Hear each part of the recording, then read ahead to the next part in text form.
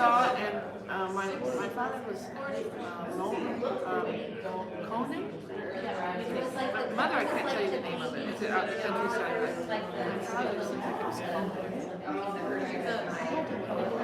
But it is to the. They're not too far apart. It's to the west of Warsaw. Like they were only probably 60 miles, the most 100 miles apart over there. But yeah, that's probably why he said talk to me. yes, you find out now that would have actually found that connection. Yes.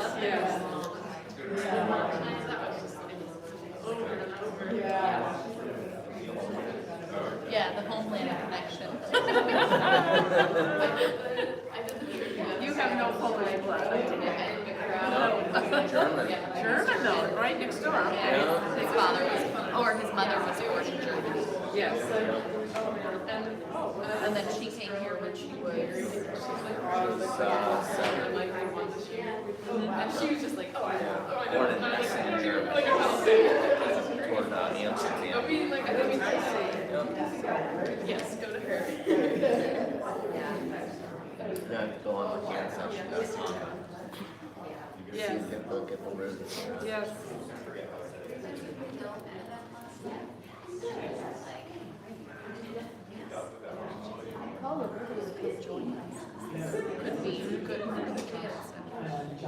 Hey, you beat Olivia! Hi, sweetheart. Oh my gosh, I'm so glad to see you. June Chow and his mother are coming. So. And then that's all I see. But. Do you want me to stay here with you? Well, yes, I want you to hear what they're going to say.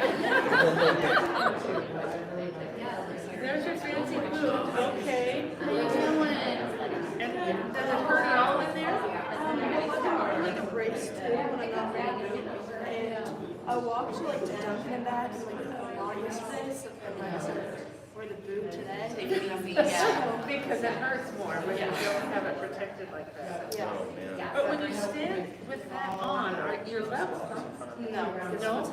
Oh. Okay, yeah. So you need two boots. Yeah.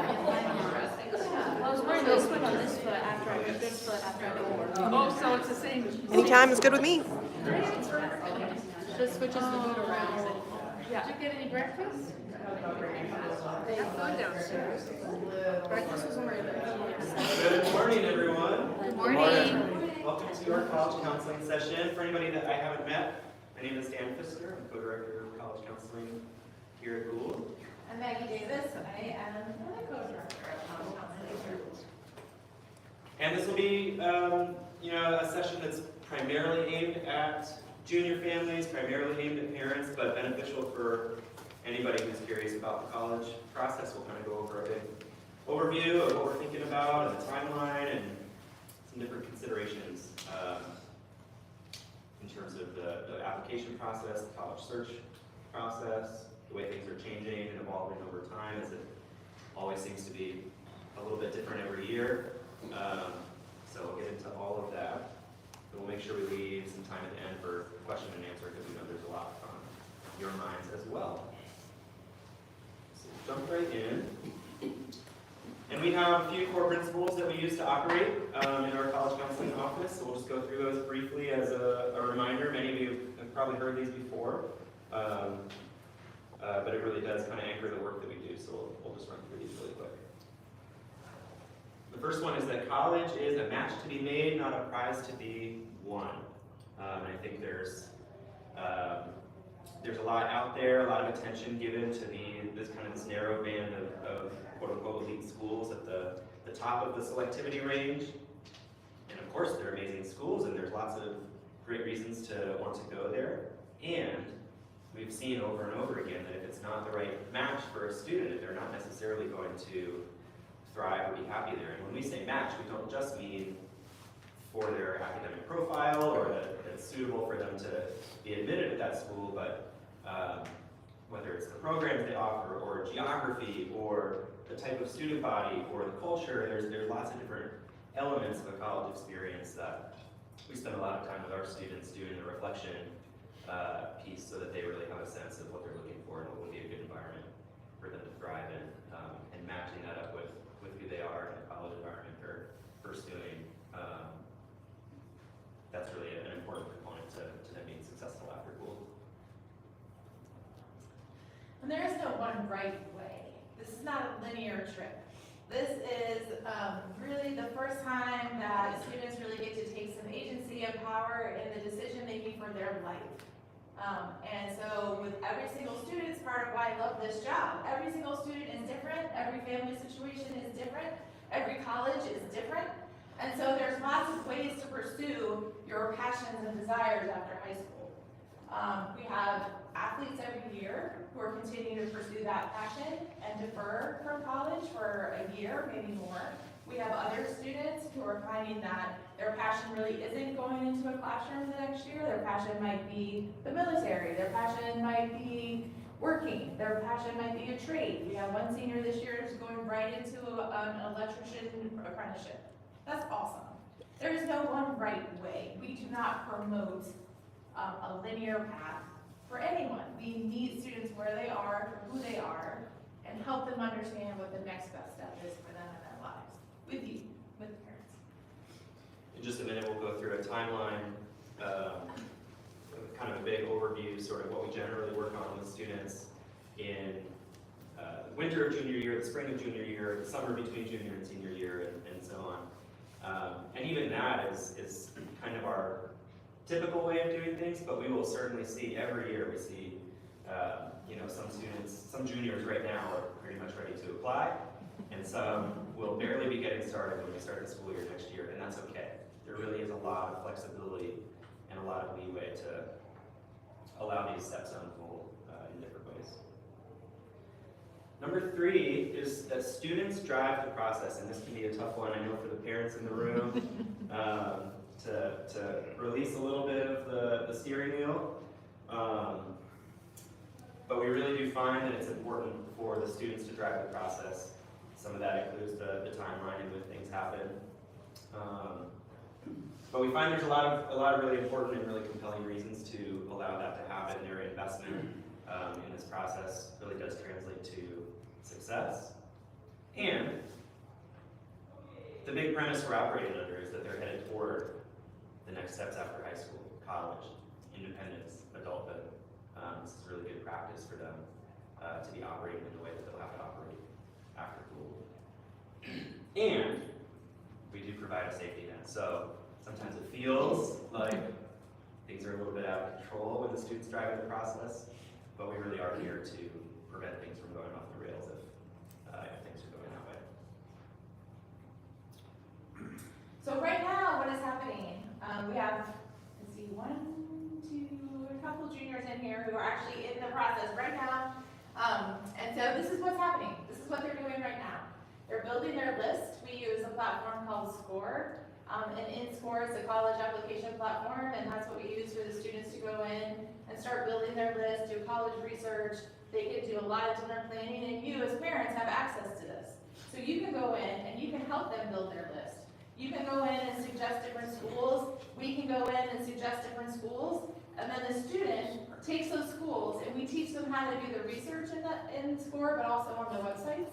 And then they decide if they want to move that school toward a school they want to keep or a school they don't want to keep. And so this is an interactive space for all of us to be in this together. This is a great time to do campus visits.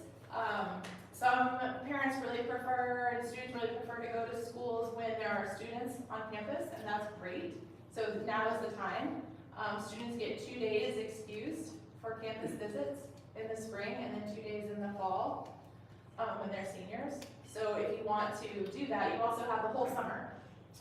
And you can gain a lot of really good insights in a campus visit in the summer when students aren't necessarily there as well. Some schools have students there year-round. We're meeting with students one-on-one. In the winter, we met as a group. We met as an entire class, and we went through a lot of different reflection steps. We did a lot of the basics, and now we're digging into each individual student's kind of plan, dream, personality, and we're getting to know each other, and doing those very specific kind of logistics of making sure that nothing's falling through the cracks. We will begin the common application this spring. Always in the English classes, students start working on personal narratives, so prepping them for essay work, and the goal is to get at least one draft of an essay, of a college essay done before summer. That college essay probably will change, and that's okay, but they're learning from their English teachers, they're getting insight from us about what that needs to look like, what it can look like, what it doesn't have to look like. And then we're doing standardized testing, as I'm sure you all know.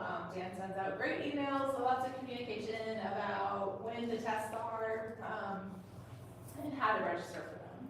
So we have the SAT in May, and then you can always take a test not at Gould. So there's an SAT in June that you can sign up for wherever is convenient for you as well. And then there's one in August that you can sign up for wherever is convenient for you. And then we get one in October. So you're not restricted to the test that we give at Gould. You can always find other ways to take the ACT and the SAT, but we do provide them here.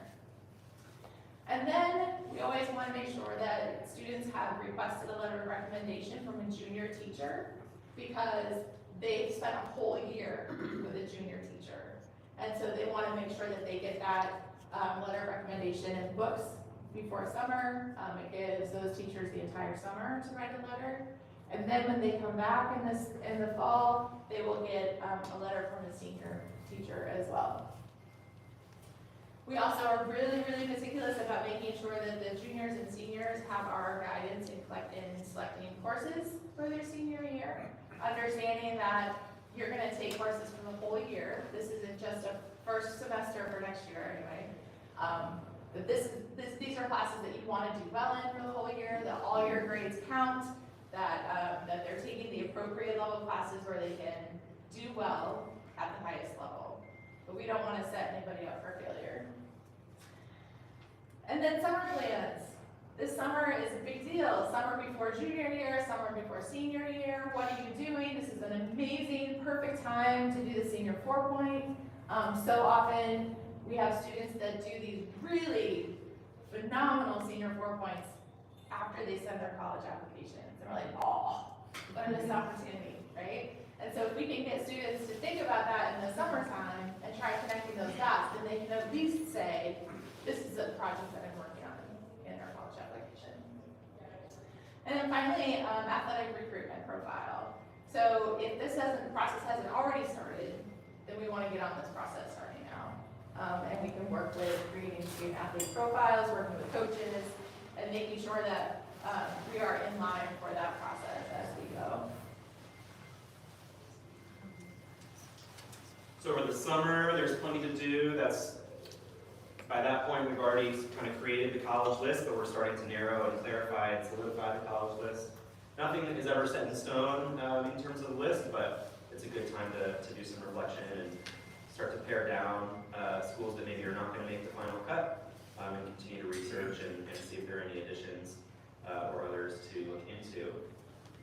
We will send out what we call our summer pack. It's not actually a packet, it's digital, but it's a whole bunch of information, a big download on pretty much every step of the process that your student is needing to think about. So it's some commentary on their course selection, some commentary on their testing so far, or if they haven't taken any tests so far, just kind of some info about what they could look forward to their college list.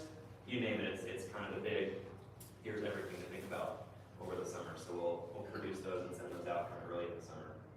It's a great time for more campus visits. I think Maggie said it well, a lot of schools will have students there year-round, and just in general, college campuses will have things going on, even if the whole student body is not there. It's a little more active in the summer than a campus like ours that's pretty quiet. We would be completing drafts of the essay or continuing to produce new drafts. As Maggie said, some students will continue to use that draft they produced in their English class and continue to refine it and edit it and revise it and ultimately submit that. And many will scrap it entirely and start over, and that's totally okay. They got great practice with that first go around, and we're here to work with them on subsequent drafts. And then our final testing plan and prep for testing. Summer is a great time to prep for testing when students are not busy with their regular classwork. So if they've taken a test in the spring and they've gotten those scores back, generally it's both the SAT and the ACT are now digital, so those scores come back pretty quickly. So there's lots of leeway to get those scores, kind of digest the score reports and see where additional prep might be helpful. And then the summer is a good time to prep for opportunities to take those tests again in the fall. In the fall, we meet with the seniors every week as a group. We have designated time to make sure that we're meeting and saying, here's what is due this week, here's what is due right now, here's what you have going on right now. So it's much more deadline-based, much more kind of hands-on oversight. And then we have any final visits. It's also the interview process is really important. If your student has an opportunity to interview with their school over the summer and the fall, that's really important. Any final testing, like we said, any other essay writing, the second teacher recommendation, and submitting applications. It's also the time that will give you a lot more information about financial aid, but we're also happy to talk about financial aid anytime before that as well. And I may say this in a slide coming up, but the fall of senior year is also a time, or any fall, for anybody. We have college admissions counselors from many schools that come visit us here at Gould. So they'll come to our office and we'll advertise those to the students. They have opportunities to come and meet the admissions reps from those schools. And in many cases, in most cases, it's the same person that will be reading their application if they go on to apply to that school. So it's great to put a face to the name, make a connection. And many schools, not all, but many, will actually track those visits. They're interested in students' level of interest. So that's a great way to demonstrate that interest in the schools. So creating a list, creating a college list, we're working with students to really go beyond the rankings or the brand. As I mentioned a little bit before, there's a relatively small group of schools that gain a lot of attention. They're in the news, everybody knows the name. And again, the schools are fantastic they're popular for a reason. And there are so many amazing schools out there. So we really want to help expand the awareness of our students to see what else is out there. Balance in a list is really important. We'll talk again in a minute about just the unpredictability of college admissions, especially at that higher end of the selectivity range. And so the balance of a list, we will kind of categorize student schools as either reach, possible, or likely options. That's our estimation of their chances of admission at that school.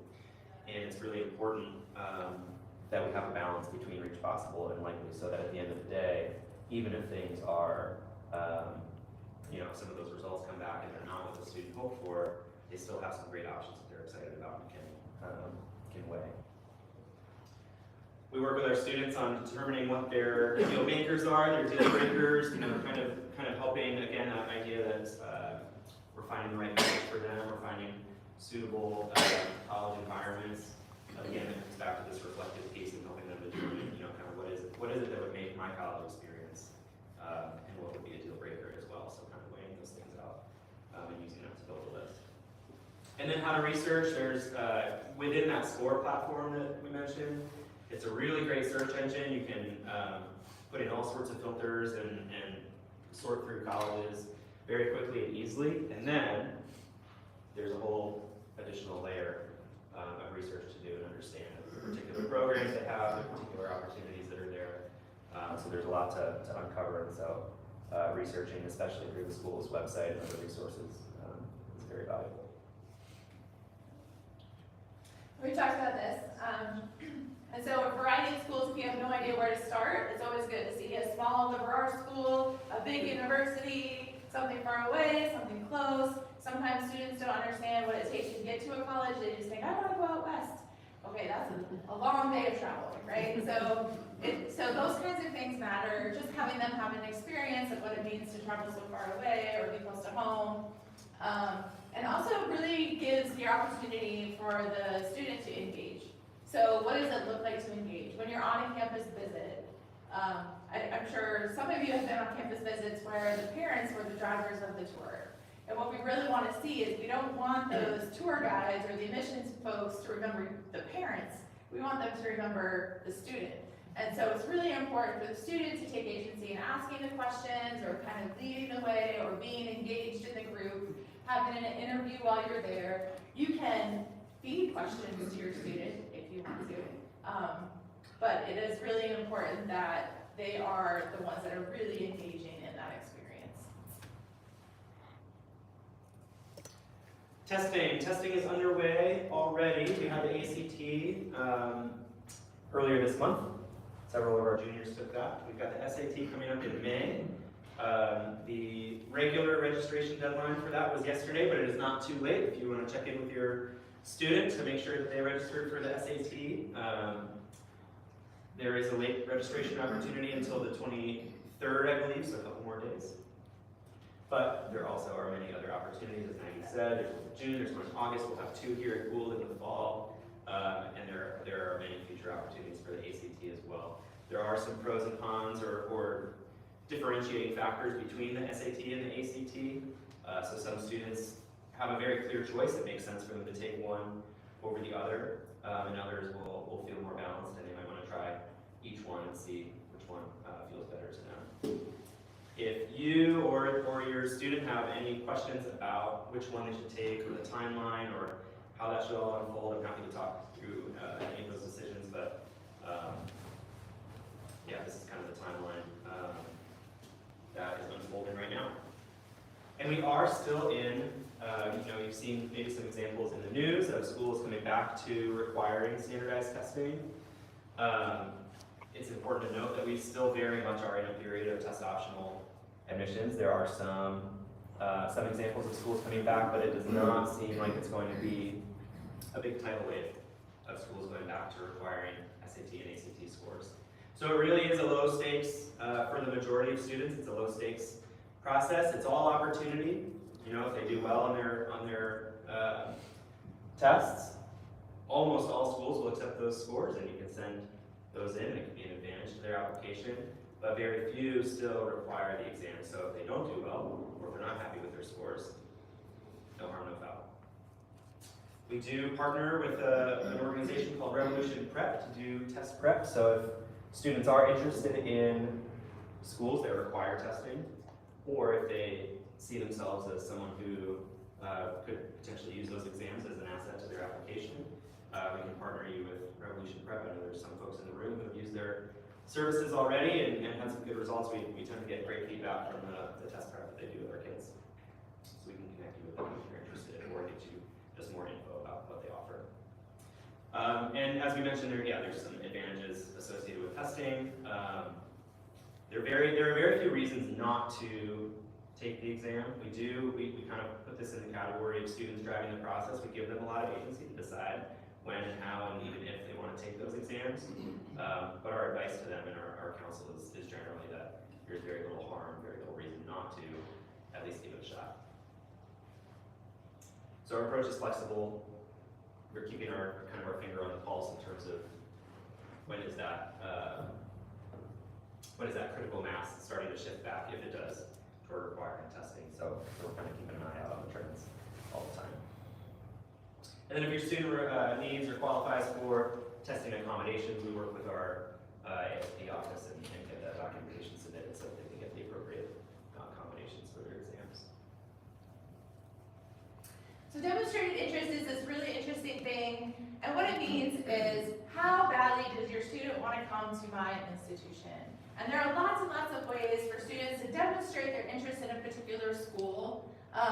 Like we said, the admissions reps that come, that's a really big deal. And almost always the first thing they do is take down the student's name, information, and they document that they showed up. That's a really big deal. And it's super easy. All they have to do is come to the college counseling office. And we have almost 100 schools that come through Gould every fall. The interviews, like we talked about, deep dives into websites. Once they have your information of some kind, they can track. They can track how many clicks. They know if they've sent Meredith an email and she has or has not opened it. They know if they send Meredith an email, she's opened it but hasn't responded. So all of those things get tracked. And they might say, we don't track demonstrated interest. But every school that we have talked to behind the scenes does. And so this is a huge, huge piece of the puzzle. Campus visits, they also document that. But early decision is the ultimate way to demonstrate your interest. And we're going to talk about early decision more in just a minute. But like I said, emails, all of these things. So if your student has a dream school, it is important to engage as much as possible with that dream school. If there's a top 5, it's really important for that student to demonstrate their interest with their top 5 as much as possible. So many times when we're talking to an admissions rep, they will say, well, we put them on a wait list because when it came down to decision making, they just didn't open the email or they just didn't respond to the email. It can be a make or break situation. It isn't always, but it can be. And so it's a really important piece of the puzzle that we'll talk about more. So what are colleges looking for? It's a big topic. Colleges are looking for a lot of different things, and ultimately it depends on the school. But in general, we find that they're especially interested in things like leadership for our students that makes an impact here in our community. Deep involvement in the things that they care about, and that could be anything. The things that they find lights them up or makes them who they are. The things that they're involved in. Doing that all the way. Of course, great grades, academic profile is a core component of the application. Service, work, a job, being involved. Strong recommendations from faculty, we manage that process. We help good students think through who to ask to write a recommendation, who might make sense. We try to coach them toward a strong balance between different teachers, different faculty who would have different perspectives on that students to provide as much kind of color and overall information for that. Opportunities to research or do additional academic work outside of the classroom. Significant talent or achievement in the arts or athletics. Evidence of strong character. Diverse perspectives or backgrounds. Compelling story. This is one that the more that I reflect on the applications of our students in recent years, this idea of a compelling story is rising to the top for me as something that colleges are really looking for these days, especially in, again, that narrow band of the most selective schools. I was talking to a couple parents yesterday about this idea of a compelling story. And we really believe that every student has a compelling story.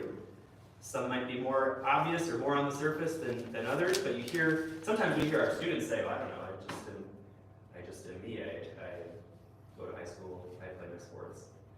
And so a lot of the work that we do with them, especially in these earlier stages, is that reflective work to help them understand, what is my story? Everybody has a compelling story.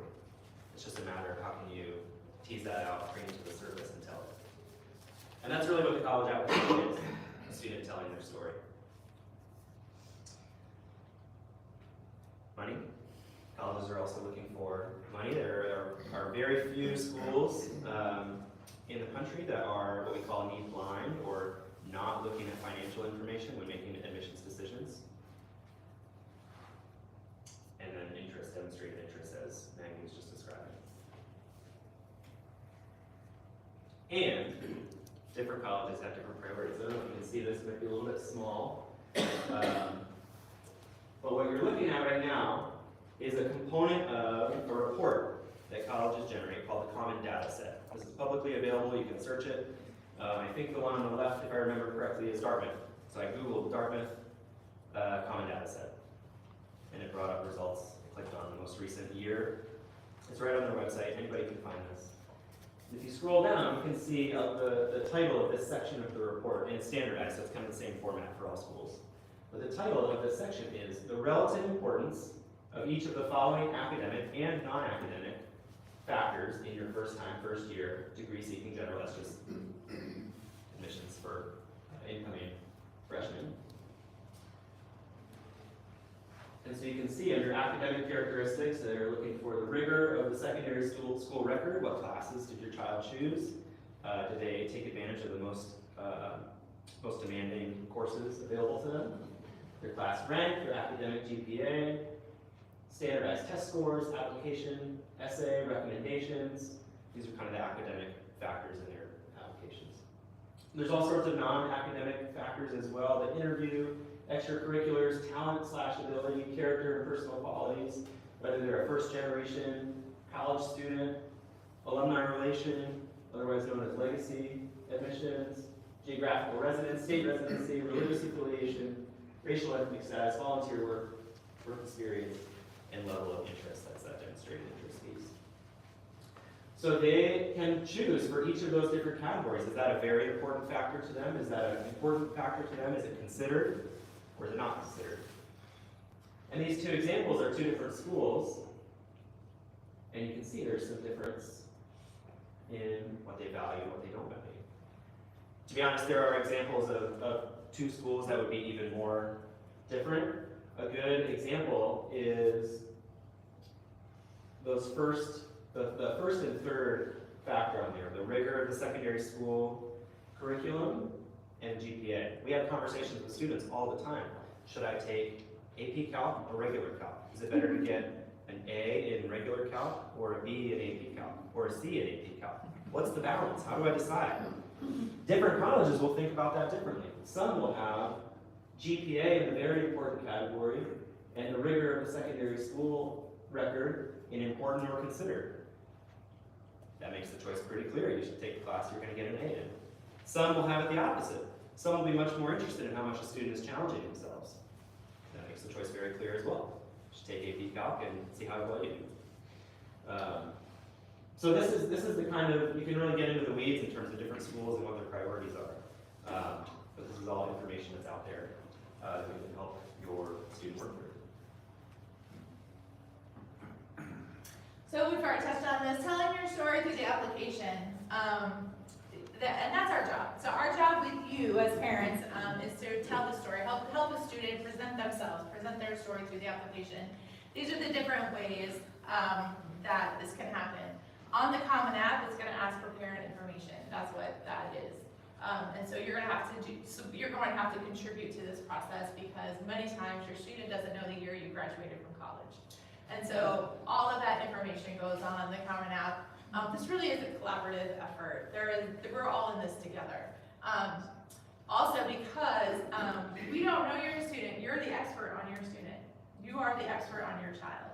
And so in the fall, we ask you to write a recommendation letter and send it to us so that we can read through that. There's so much that we don't know about the history of your child, and so when we're talking about evidence of character, they really want evidence. They want examples. They want specifics. And there's nobody to talk about the character of your child better than you. And so we're going to have an opportunity for you to share that with us, and as we get to know each other, we'll learn more about that as well.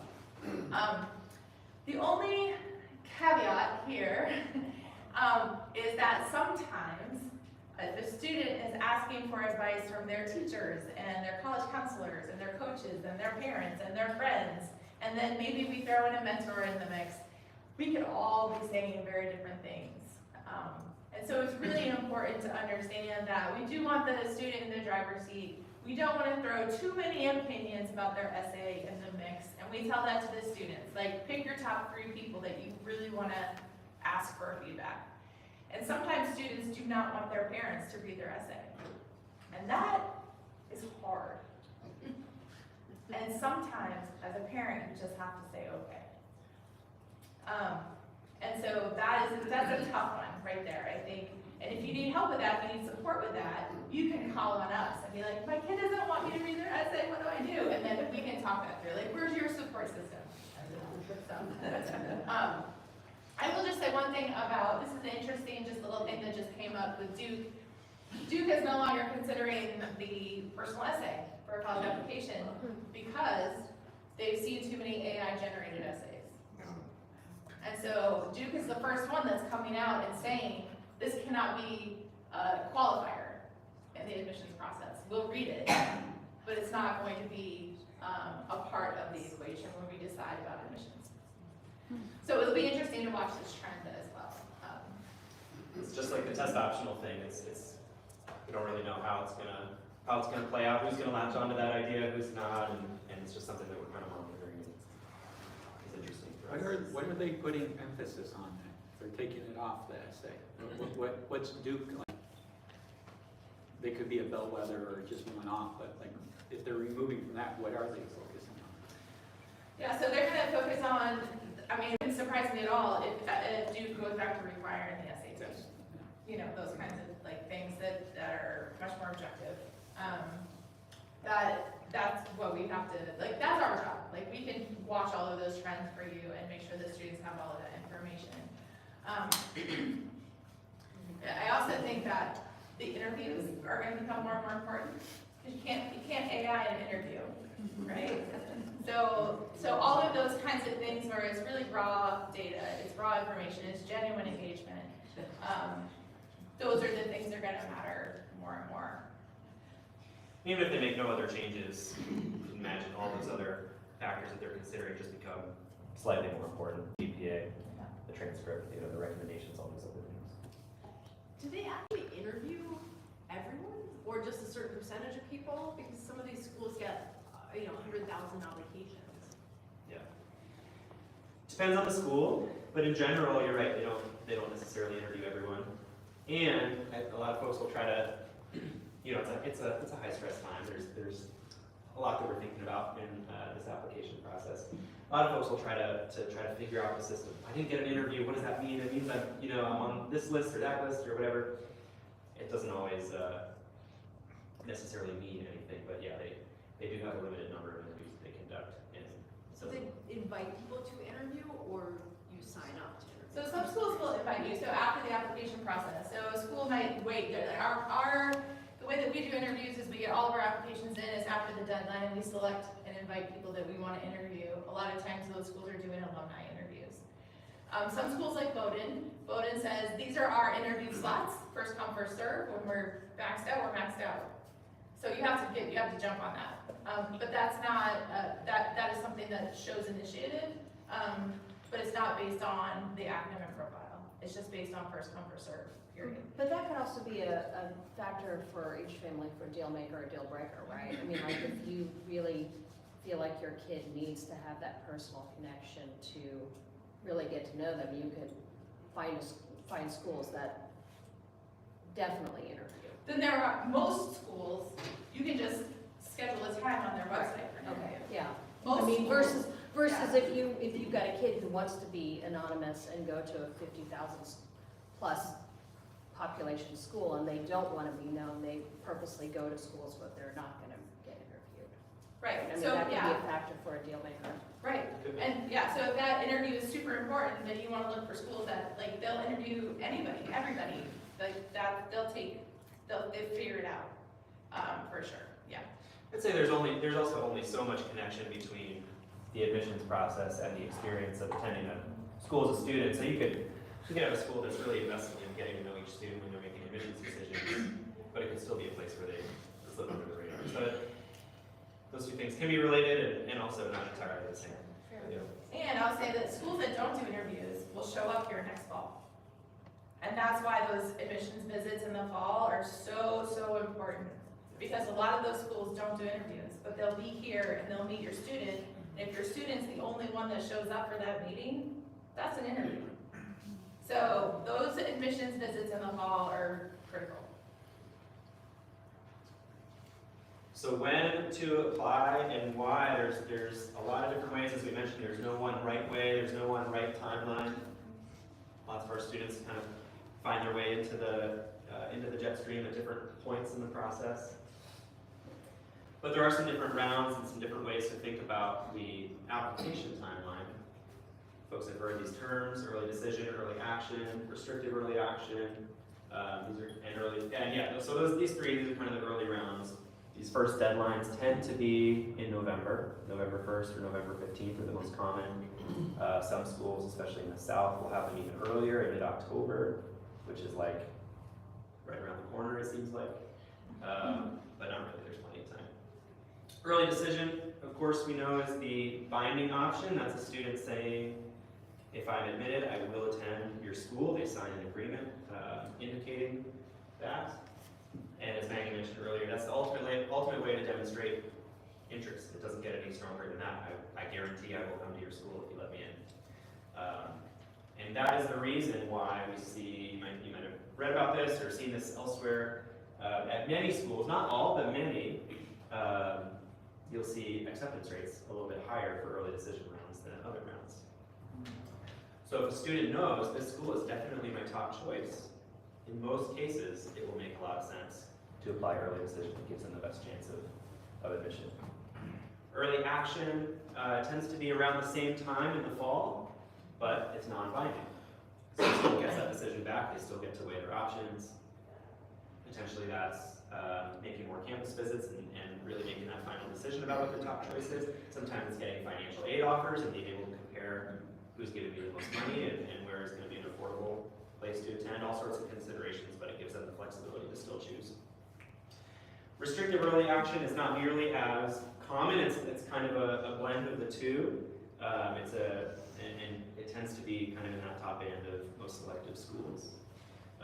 It's kind of a combination of the two, where it's a restricted application, and that a student applying restrictive early action cannot apply to other private institutions in an early round, but that decision is non-binding. So it's a little bit of a mix between the two. Yeah. It's confusing. And really, there are very few schools who have a restrictive early action plan. But if I apply Harvard as well, so I could apply to Harvard via restrictive early action. And that means I'm not going to apply in the early round to any other private institution. So I'm limiting my applications. But if I'm admitted, it's not binding. So I can still decide later to not attend. How much did that help?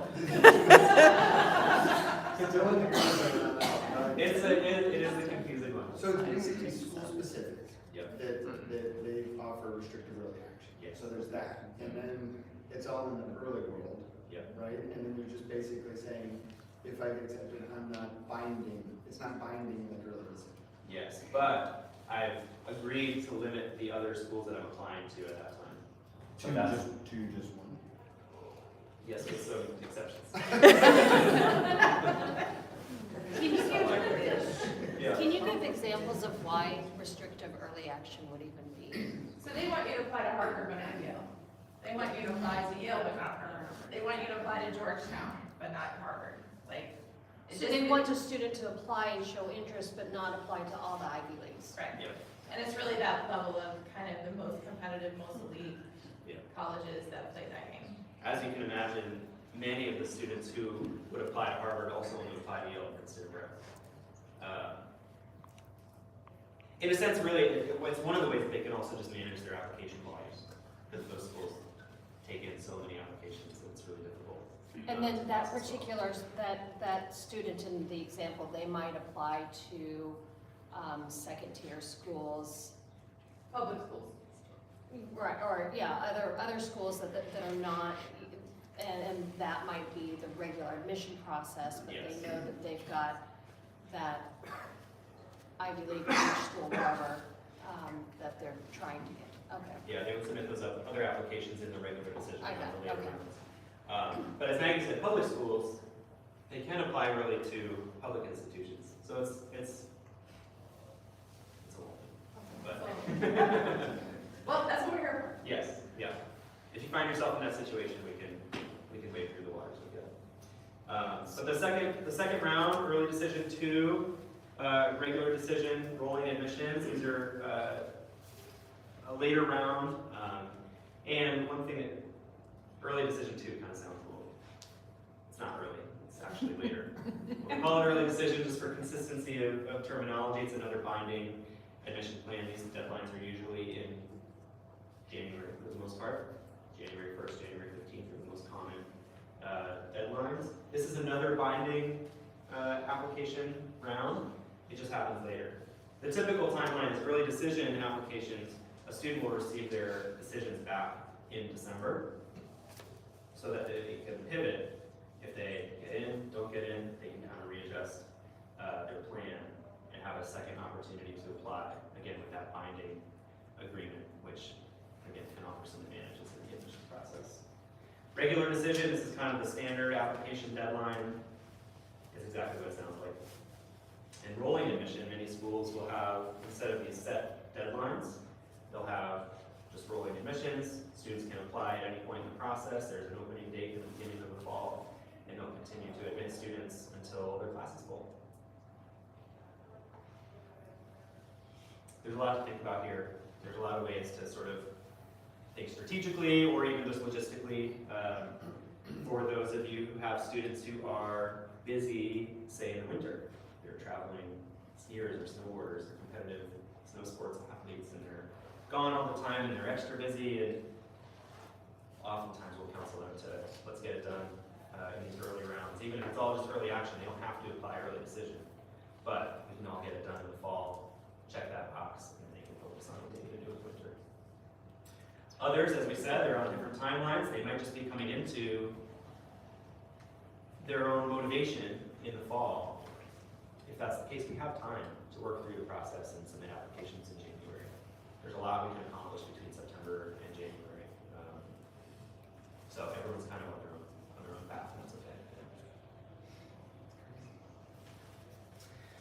So, I think we're gonna try to go through this quickly so we can take some of your questions, but the most important thing is that this process is really unpredictable. You can think that, you know, as a student, I've checked all the boxes, I've done community service, I am, you know, this level of an athlete, I'm this level of a student. On paper, I meet this profile of this school. By all, I should get into this school because I think I'm a good match and this is where I want to be. It doesn't always happen. And it doesn't always happen for many, many reasons that have nothing to do with the student.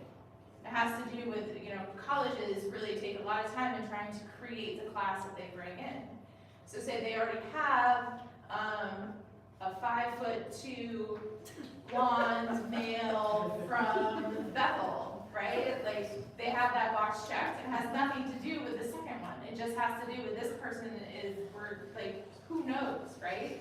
And so it's really important to understand that what we say all the time is that the college process is super personal. It's all about the student. It's all about you and presenting yourself. And then once they submit the application, it's not about you anymore. Like, it's a real mind shift, right? And so you have to be able to say, yes, this is all about me. I put all of my heart, soul, sweat, and tears into this application. And then it no longer becomes about you because we have no control on the other side of that submission. The other piece about this is that you can see that when Dan and myself, we go in to score and we click, reach, far reach, reach, possible, likely, very likely. At this time, when we look back on our data, we're about 90% correct on how those shake out. So those indicators are really important, and to understand that a reach is a reach. Like, that's where it gets super unpredictable. And so when we say this is a reach for a reason, there is no confidence really, like, yes, I'm going for this, I'm gonna put myself in my best foot forward, and we're gonna go for it, but there is really no guarantee, no certainty, like, there's really, that really is a reach. And that's a hard pill to swallow for a student that's worked super hard their whole life to go to this particular school. And so we are here to help counsel that, support you, support your student in that process as well. So this takes time and relationship building, and that's what we're here for. For the students in the room, it's not because you're not absolutely amazing. For the parents in the room, it's not because your child is not absolutely amazing. What we often say, you know, kind of another version of what we just said, we often tell students is if you get in, it's because of you. It's because of how amazing you are.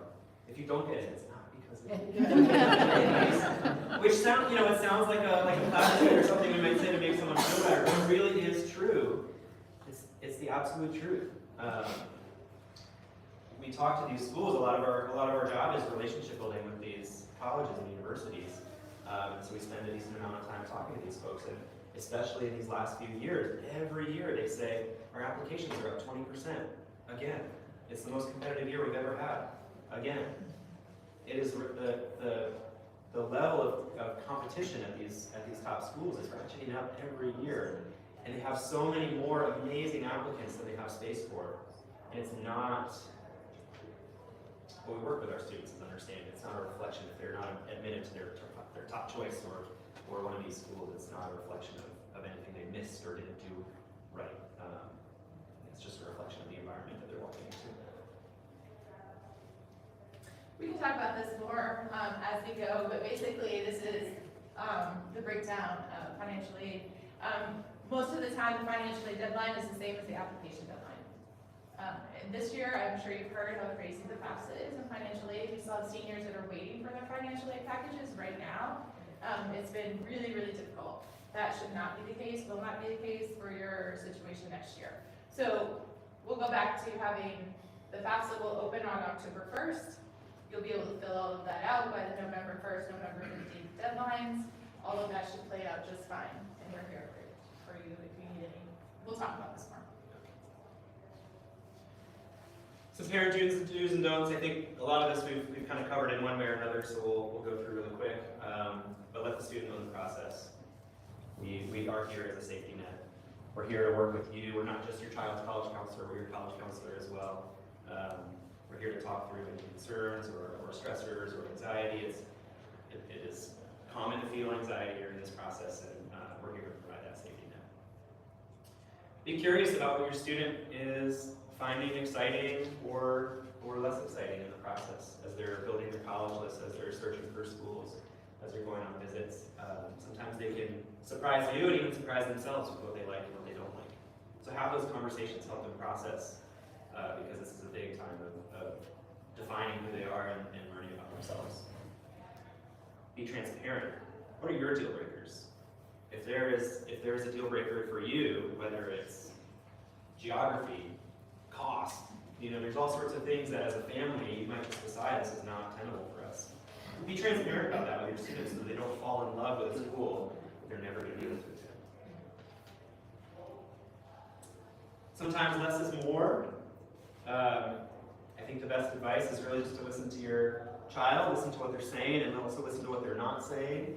But the pressure sometimes can feel like a lot for them. And if you need to say something to us so we can say it to them and kind of help manage the relationship there, we're happy to help with that however we can. And then financial aid, that's a big part of the process that you're a little more heavily involved in than the other pieces. So we'll talk about that more as it comes up. Yeah, I think we talked about Senior 4.0 already. It's a great opportunity to add something really special to the application before those deadlines, or at least have something underway. Here we are. You made it. Short on time, but we do want to your questions. The FAFSA, if I remember, required lots of data that you haven't thought about for years. Could you, when we get to that process, could you provide a list of what kind of things we're going to need to make sure we have? Sure. Prior to October 1st, so we're not I spending can tell you 5 right weeks. now, the big one is your driver's license, the social security number. It's so different. That's why the FAFSA was so late this year and it's been so hard, is because they totally revamped it. Oh. So it's super easy. You go in, you basically put in your identifiers, and then everything gets, all you have to do is press the link to the IRS. The IRS will populate your entire FAFSA with all of your taxes. So you're not gonna need 7 years of the last taxes that you paid and that last receipt from 2005? You may want, can you specify what year they're looking at? So As it's a proper, parent, yeah, I think that's clear, maybe to answer that as a parent. So they're gonna ask you for the entire prior year. So they're not gonna ask you for 2023, they're gonna ask you for 2022. It's important to know that. Yeah. We're It gonna was- add it next fall. Yeah. So it's the prior year. This gets a little tricky because if your circumstances change in the last 2 years pretty significantly, you have to go with that 2 years ago number.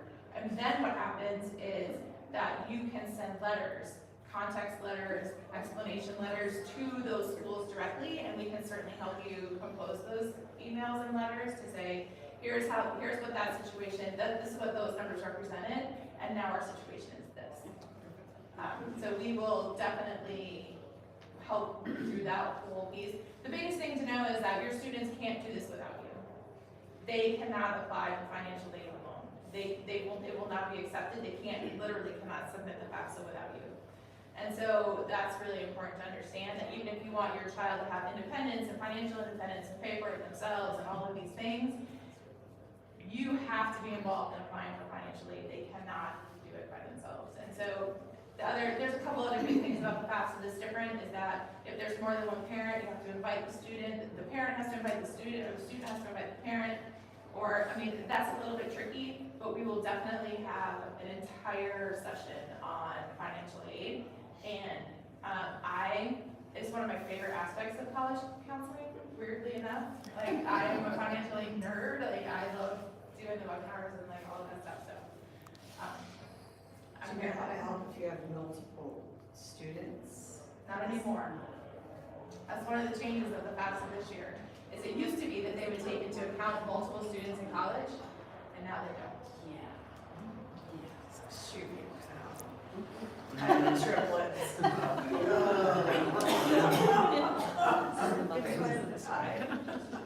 There might be a loophole somewhere.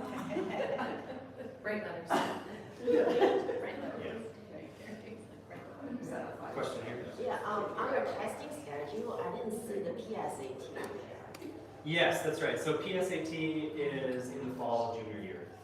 Just coming, the next, this October. Yes. Yep. It's a school organized the PSAT exam for everybody? We do, yeah. The PSAT is the one example where we automatically sign the whole class up, everybody takes it. The rest, there's a little more leeway for decision making and planning out a particular path, but for the juniors, they all take it in the fall. That's my question. How's the PSAT's result rate on the whole process? And then can they repeat the thing? Good question. They can't repeat it. It's kind of a one-time exam, and the score really does not impact the admissions process at all, except that the top scorers of the PSAT are entered into the National Merit Scholarship Program. If they advance in rounds in that program, then that is beneficial to their application, and it's something that they can kind of brag about to colleges. And there are some schools that provide even more benefits, financial aid benefits, for students in that category, but that's really the only way that the PSAT is going to come into play. Basically, PSAT is just our baseline for the student to say where I am and then how much I should. Primarily it's practice. Oh. Yeah. Yep. Good question. I have a quick question about the essays. Do the colleges that do require it or want it, is it the same question? Is it the same topic, like just an essay? Yeah, there's two answers to that question. One is applying through the Common App. There's one standard essay. So there are 7 different prompts that they can choose, and the 7th prompt is essentially write an essay on a topic of your choice. So really, they can write whatever they want. But that is the same essay that would be submitted to all of their schools. And many schools will also require additional writing that would be in response to particular questions from that school. So we call those supplemental essays. Some schools have none, some schools have several. Generally, they're shorter than the main essay and a little bit more specific and targeted. But for the primary college essay or personal statement, it's the same one to all schools. And about how many words are they looking for? 650 is the limit. Yeah. I know it's 10 o'clock. Don't want to make you late to the next thing, but we can stick around if anybody has any more questions.